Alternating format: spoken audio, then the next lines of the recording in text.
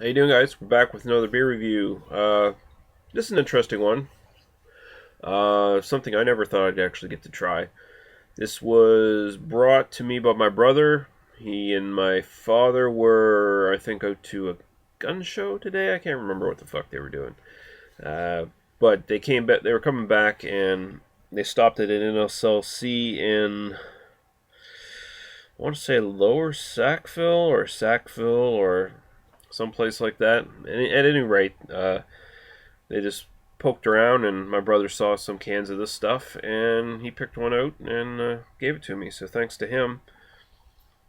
This is Roost IPA, sitting at 6% alcohol by volume. Uh, this is a beer from originally what is now a defunct brew pub in Halifax that started in 2004, closed its doors earlier this year, I believe. Uh, the brand, though, is owned by PEI Brewing Company, and they decided to retain the brand and still make some of the beer. I think this is the only one from their thing that they make anymore. But Roost IPA, so they make it in PEI and they distribute it to the different provinces in the Maritimes. At least 3 different provinces. I think New Brunswick, PEI, Nova Scotia is where they send it. And yeah, so they got a little spiel on the back here. Read it real quick. There was a time when things of value were hoarded by the elite, but even back then, some 300 years ago, men risked their lives to take their share.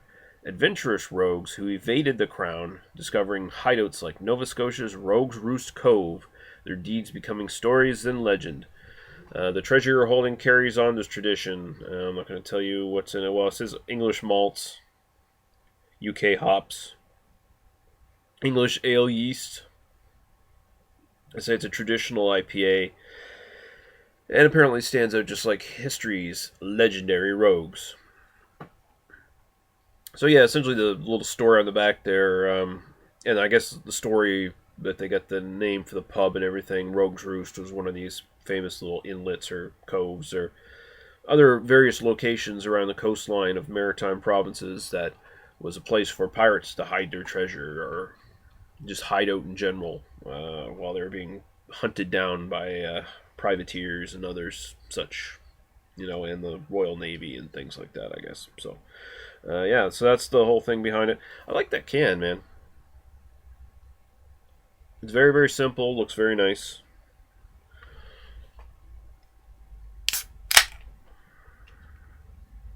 Let's get right into it.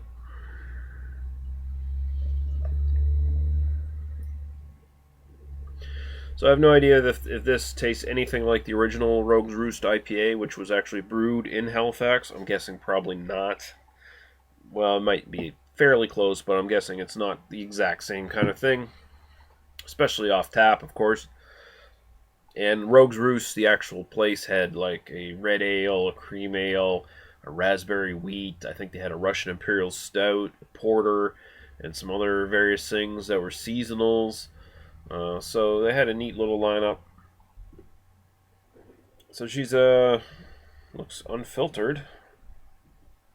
Yeah, it's unfiltered, darkish amber, nice white head on there.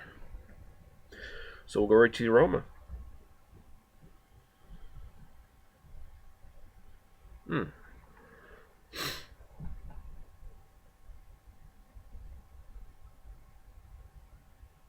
It definitely smells British in style.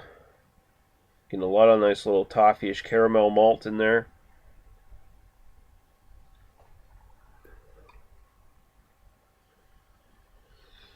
And you're definitely getting a nice little bit of hops in there as well. It's got a spicy, earthy, herbal kind of hop thing going on there. Actually kind of reminds me a little bit of Tank House from Mill Street. Just ever so slightly, though.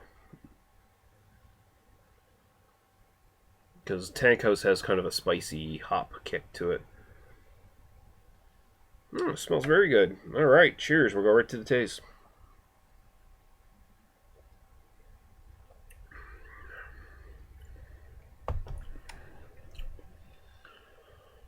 Hmm.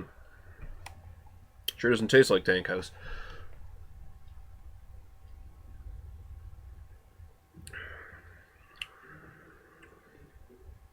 There's a bit of a caramelly hop bite there. Caramelly hop bite. Caramelly malt.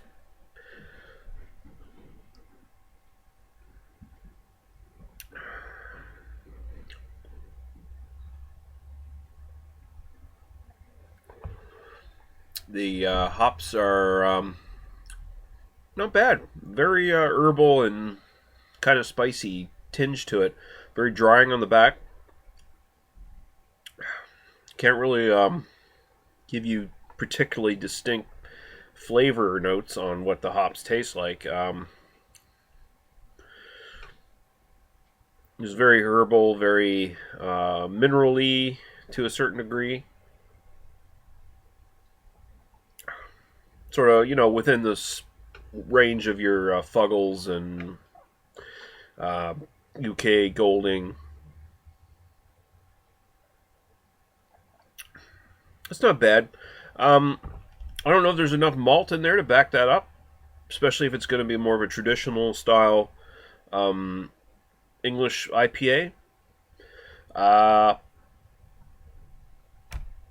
I don't know. I could use more malt, honestly. A little bit more malt. The hops are a little overpowering, which probably should not be the case for this style of IPA.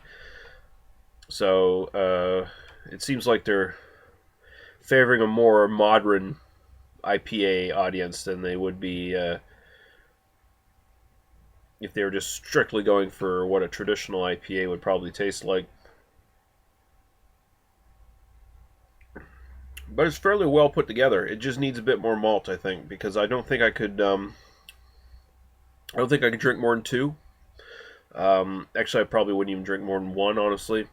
Uh, it's just the hop taste. Although I do like it, it's a little overpowering here because there's just not enough of a malt backbone to balance out with it. So that being said, it's pretty nice. Rogue's Roost IPA. It's in select NSLCs, and I assume a couple places in New Brunswick. Um, I'll go three. I'll go 3.5 out of 5. Why not? There's nothing wrong with it really. It's just maybe a little bit of a balance issue for me. But hell, you might like it more. So cheers. See you later, guys. Bye.